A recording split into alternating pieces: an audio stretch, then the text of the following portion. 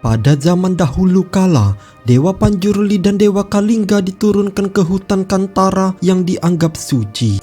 Para penduduk yang tinggal di hutan itu menjalani hidup damai. Setelah abad keempat atau ribuan tahun lalu, seorang gadis kecil bernama Baidi menemukan batu yang terlihat indah di sungai. Baidi dan penduduk hutan menganggap batu itu suci dan tempat bersemayamnya dewa. Mereka yang selama ini menyembah alam jadi menyembah batu suci. Tanpa diduga, mereka diserang oleh pasukan dari kerajaan Bangra. Banyak nyawa melayang, penduduk lainnya dijadikan budak, mereka disiksa dan menjadi pekerja paksa di kerajaan Bangra.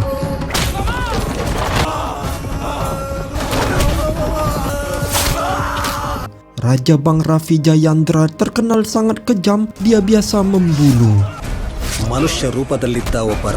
Ketika Vijayandra dan putranya mandi di laut, terlihat seorang bernama Mayakara sedang memancing. Vijayandra memerintahkan pasukannya untuk menghukum Mayakara karena telah berani memasuki wilayahnya. Pria tua itu diseret, rempah-rempah di kantongnya Mayakara jatuh tercecer. Vijayandra yang melihat itu lalu menanyakan dari mana asal rempah-rempah ini.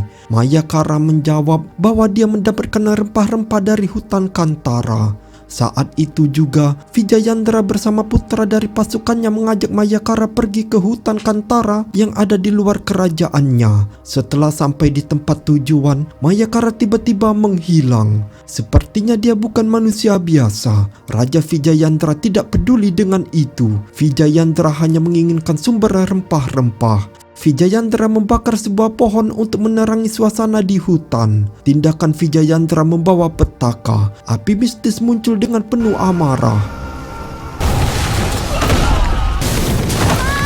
Tidak berhenti sampai di situ, puluhan banteng menyeruduk dan membunuh semua pasukan Vijayandra. Tentu saja pelakunya adalah Dewa Panjuli bersama Dewa Kalingga.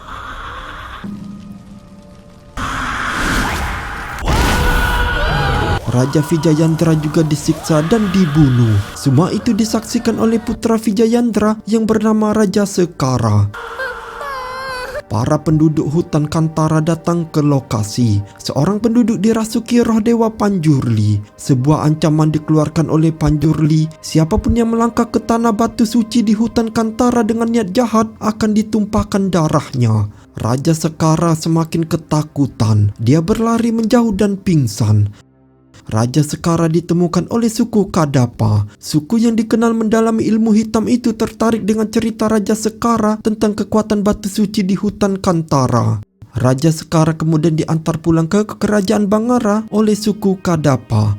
Kematian ayahnya membuat Raja Sekara diangkat menjadi raja sejak kecil. Raja Sekara tidak melupakan jasa suku Kadapa yang telah menyelamatkannya. Puluhan tahun berlalu, penduduk Kantara hidup damai tanpa gangguan apapun. Baidi yang dulu pernah menemukan batu suci kini melihat seorang bayi di sumur tua. Entah bayi siapa itu, tetapi bayi itu dijaga oleh seekor harimau raksasa. Baidi mengajak suaminya Jabanda untuk mengasuh bayi yang ditemukan di sumur tua. Bayi misterius itu diberi nama Berme. Sementara itu, kerajaan Bangra yang diperintah Raja Sekara tidak pernah lagi berani memasuki hutan Kantara. Raja Sekara telah menikah dan kini dikaruniai 2 anak, tapi anak perempuannya yang baru lahir mengalami cacat. Raja Sekara meminta bantuan suku Kadapa untuk menyembuhkannya. Ada satu hal yang selalu diingatkan Raja Sekara kepada kedua anaknya, jangan sekali-sekali mereka mendekati hutan Kantara. Di sana tinggal sosok Brahma raksasa yang sangat menakutkan. Seiring berjalannya waktu, Raja Sekara menobatkan anak laki-laki bernama Kula Sekar menjadi penerus tahta kerajaan.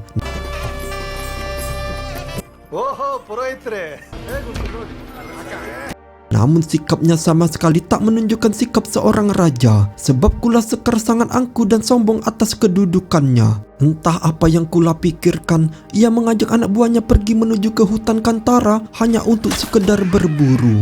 Kula tanpa sedikit pun mempedulikan perkataan ayahandanya yang melarang Kula Sekar pergi ke sana, serta kekhawatiran anak buahnya akan desas-desus hutan Kantara yang menyeramkan. Sehingga tiba-tiba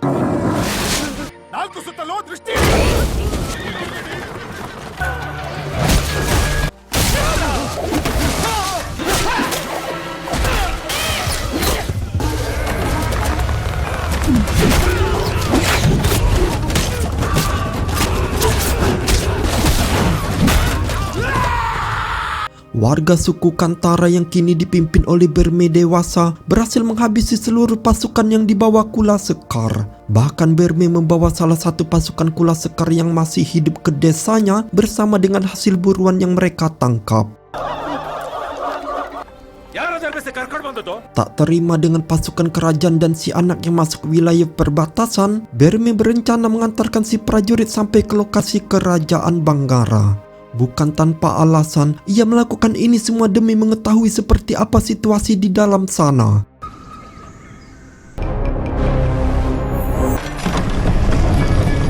Setibanya di Banggara, Berme bertemu dengan seorang putri bernama Kapati yang kebetulan sedang meninjau lokasi proyek pembangunan kuil, di mana salah satu kuil secara tak sengaja menyipratkan batu yang sedang ia pahat dan mengenai sarang lebah yang mengakibatkan kekacauan.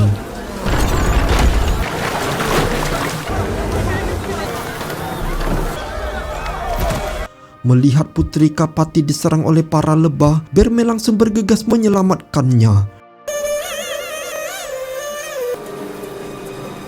Setelah menyelamatkan sang putri, Berme bersama teman-temannya berniat menuju ke sebuah pasar yang lokasinya tak jauh dari sana. Namun hal tak terduga terjadi ketika kehadiran mereka disadari oleh para prajurit yang sama sekali tak mengenalinya, sehingga kekacauan pun terjadi kembali.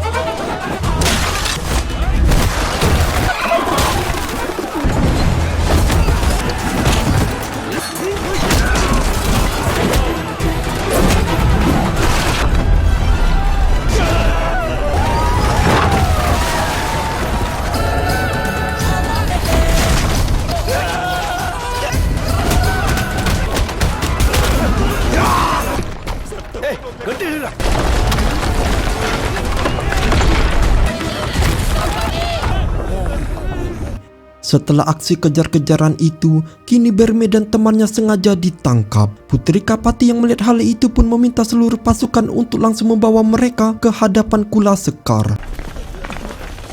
Saat sedang berhadapan dengan sang raja, Berme menjelaskan jika mereka berasal dari Kantara. Sontak hal itu membuat semua orang terkejut tanpa terkecuali Raja Sekar itu sendiri. Setelah mendengar jika mereka berasal dari Kantara, Kula Sekar langsung membawanya ke tempat interogasi untuk diberikan beberapa siksaan.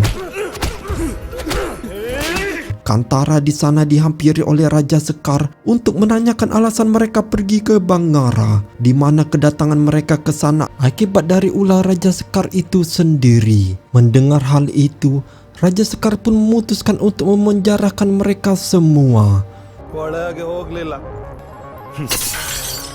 Pada keesokan harinya, Menteri Kerajaan yang bernama Bogendra pergi ke pasar menemui seorang algojo bernama Boba. Kedatangan Bogendra di sana bertujuan ingin memerintahkan Bogendra agar memberi Berme pelajaran terlebih dahulu sebelum akhirnya Boba akan menjual mereka ke saudagar asing sebagai budak. Entah karena sibuk atau apa, Boba langsung mengirimkan anaknya yang bernama Pepe untuk menyelesaikan masalah dengan orang-orang Kantara. Awalnya Pepe terlihat sangar di hadapan Berme, namun ketika mendengar jika Berme berasal dari Kantara, nyalinya pun langsung ciut dan meminta anak buahnya agar segera membuka pintu selnya.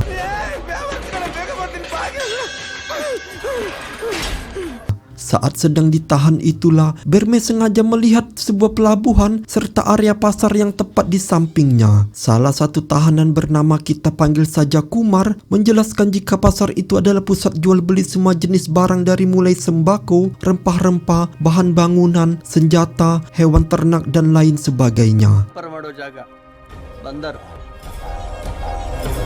Tak lama Pepe kembali menghampiri Berme yang ketahuan sudah berhasil merusak selnya. Alih-alih melarikan diri, Berme malah kembali masuk dan menawarkan berbagai rempah-rempah yang berasal dari hutan Kantara. Bahkan ia juga menawarkan tembakau dengan kualitas paling bagus yang bisa membuat penggunanya ngeplay atau apapun sebutannya. Itu terbukti ketika ia bisa dengan bebas melarikan diri dan kembali ke Kantara untuk mengambil rempah-rempah kualitas terbaik dari sana dan menjualnya di pasar Banggara.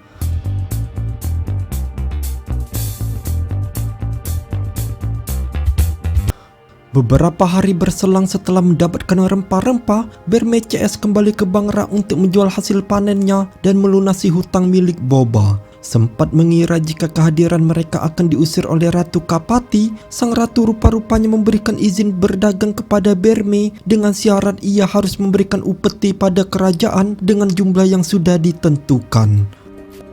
ಅನುಮತಿ ಪತ್ರ ನೀವು ವ್ಯಾಪಾರಕ್ಕೆ ಅನುಮತಿ ಕೊಟ್ಟಿದ್ದೀರಿ, ಆದರೆ ನಾವು ಅನುಮತಿ ತಗೊಂಡು ವ್ಯಾಪಾರ ಮಾಡಿದ್ದೀವಿ ಅಂತ ಆಗಬಾರ್ದು. Satu masalah muncul tak kala Berme kembali mengacaukan situasi pasar yang membuat semua orang di pasar kocar-kacir ketika melihat kuda salah satu pedagang asal Timur Tengah lepas dari tuannya, tak terkecuali Putri Kapati yang kebetulan berada di sana. Namun beruntung Berme dengan cepat menghentikan kuda itu sebelum hendak menyerang Putri Kapati.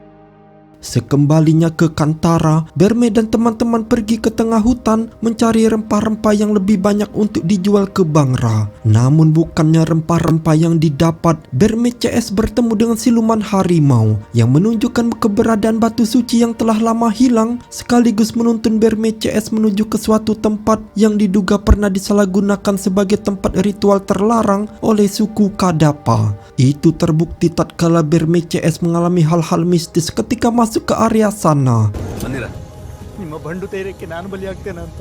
Setelah berhasil melewati rintangan, Berme CS mulai memanen rempah-rempah yang ada di sana. Namun hal tak terduga terjadi ketika salah satu teman Berme melihat ada seekor kukang dan muncul entitas yang tak dikenal yang tiba-tiba menyerang Berme CS dari balik kegelapan yang ternyata itu adalah pasukan suku Kadapa yang tinggal di hutan ini.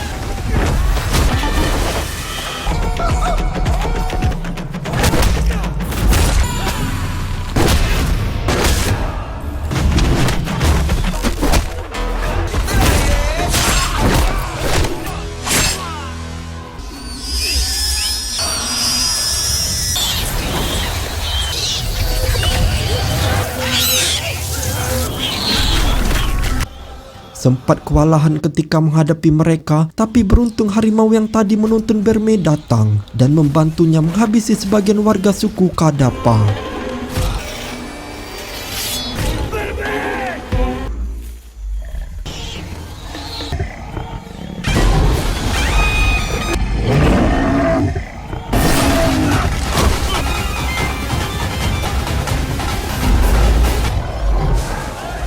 Berme yang penasaran dengan siapa suku Kadapa sebenarnya lantas langsung menghampiri ibunya dan bertanya siapa suku Kadapa ini. Si ibu pun menjawab jika dulu suku Kadapa pernah tinggal di desa Kantara dengan alasan desa Kadapa hanyut terbawa banjir, tanpa mengetahui jika sebenarnya suku Kadapa sedang mengincar batu suci yang menjadi simbol kekuatan wilayah hutan Kantara. Hingga pada suatu ketika kepala suku Kadapa melakukan ritual terlarang tepat di hadapan batu suci dengan menggunakan darah seekor kukang, sehingga hal itu berdampak pada hampir seluruh warga suku Kantara berjatuhan. Bahkan hewan-hewan yang tinggal di hutan pun ikut terkena imbasnya.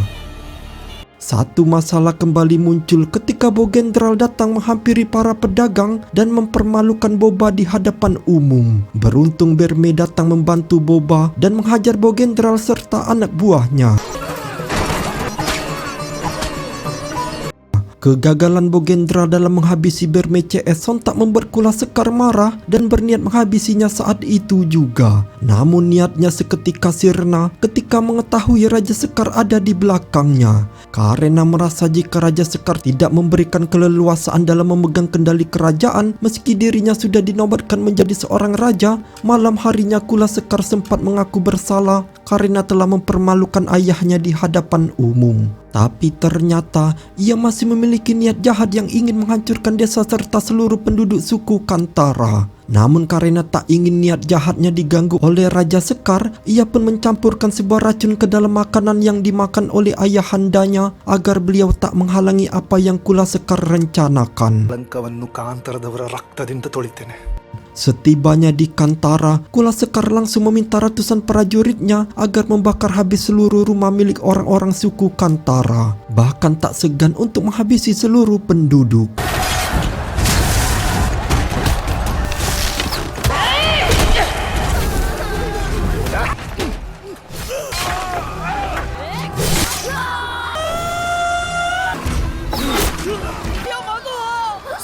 Sehingga di tengah kekacauan yang masih berlangsung, Berme merasakan desanya dalam bahaya dan mendapati desanya sudah hangus terbakar. Melihat hal tersebut, Berme dengan cepat berusaha memberikan perlawanan kepada para prajurit yang ada di sana. Namun usahanya seakan sia-sia tatkala melihat sang ibu dihabisi oleh Kula Sekar di depan masyarakatnya sendiri. Melihat itu, Berme kerasukan sosok maung pelindung Kantara yang menjadikan dirinya semakin beringas dalam menghabisi seluruh pasukan kerajaan tanpa terkecuali Kula Sekar itu sendiri yang harus tewas secara mengenaskan karena telah mengganggu hutan Kantara dan arwah penunggu hutan.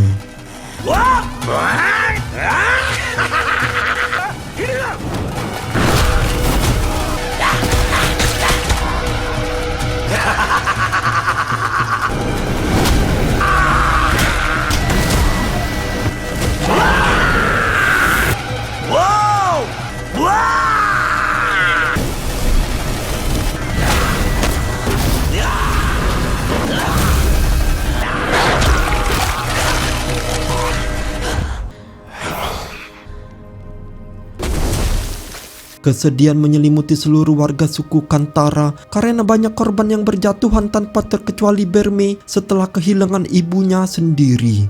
Di sisi lain, keluarga kerajaan juga merasakan hal yang sama setelah tewasnya Kula Sekar. Meskipun ini adalah kesalahannya sendiri yang bersikeras pergi ke Kantara tanpa mengetahui siapa yang akan dihadapinya.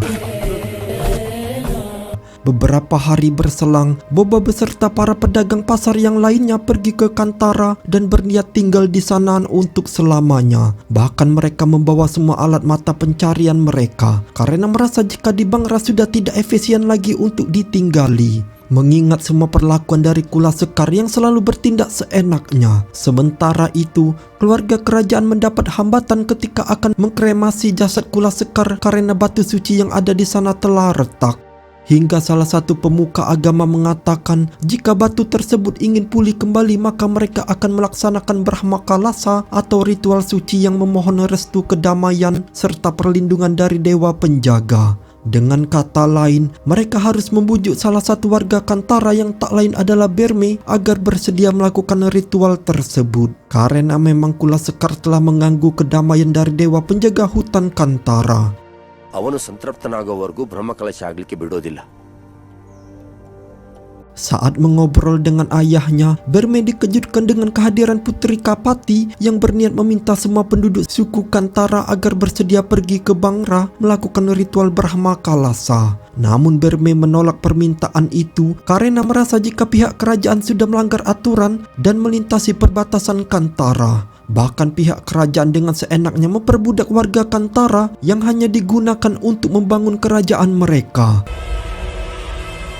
Awalnya Berme menolak ke Bangra, tapi setelah melakukan ritual ia mendapatkan petunjuk untuk menuruti permintaan Putri Kapati dan membawa seluruh warga Kantara ke Bangra. Karena sebelumnya Putri Kapati menjanjikan kesetaraan kasta, ras, serta suku. Kemudian ritual Brahma Kalasa pun akhirnya dilaksanakan secara hikmat oleh semua kalangan.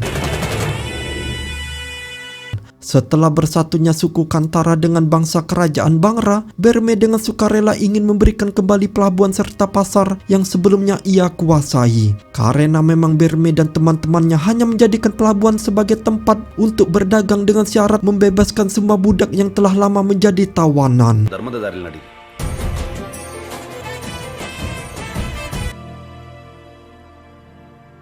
Sepulangnya dari Bangra, Berme dihampiri oleh mendiang sang ibu untuk menuntunnya ke suatu tempat. Di sana Berme melihat kepala suku Kadapa sedang melakukan mantra sihirnya serta Mayakara yang terikat di atas pohon dan sudah tak berdaya.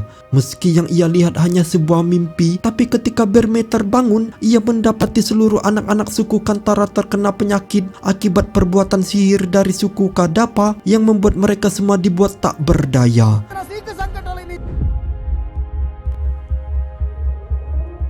Melihat para warga sedang dalam kesulitan, Berme mengingat perkataan sang ibu ketika membawanya ke suatu tempat dalam mimpi. Dan ternyata Putri Kapatilah orang yang telah melakukan semua ini. Dan selama itu pula, ia juga berpura-pura baik kepadanya tanpa sadar jika dia sudah merencanakan hal keji yang tak beda seperti para pendahulunya.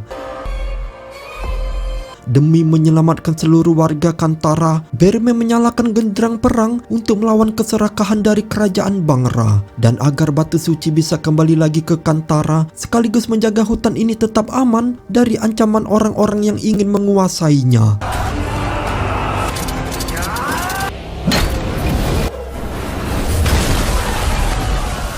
Sehingga di tengah pertarungan yang masih berlangsung, pasukan Kantara berhasil masuk ke wilayah Bangra dan mengacak-acak seluruh pasukan kerajaan tanpa ada rasa takut sedikit pun.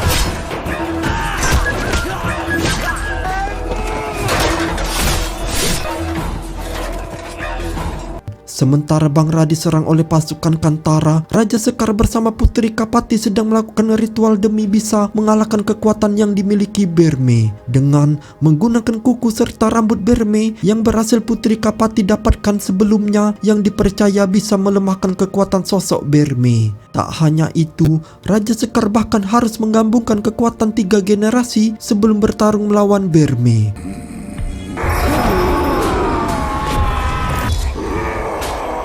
Singkat cerita, pada malam itu Putri Kapati, orang yang sedang Berme tunggu, akhirnya datang ke hadapannya.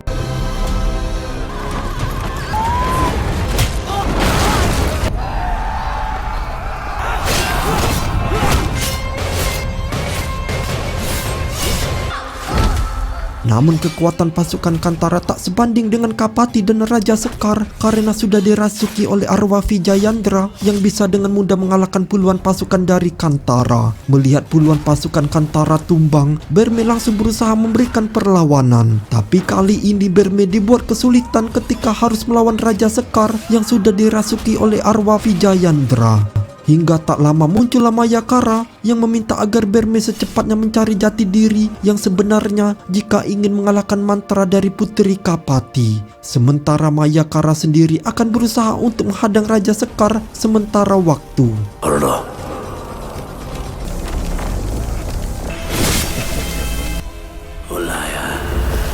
Saat sedang akan mencari jati diri itulah Berme bertemu dengan sosok penjaga Kantara yang sempat membuatnya kewalahan.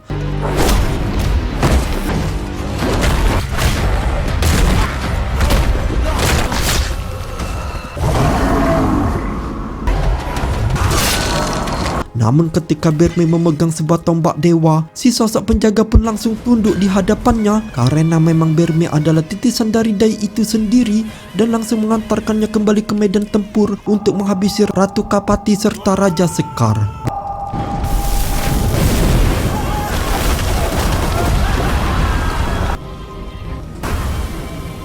Berkat bantuan kekuatan dari Dai dan Dewa Siwa, Berme dengan mudah mengalahkan mereka berdua tanpa adanya perlawanan sedikit pun.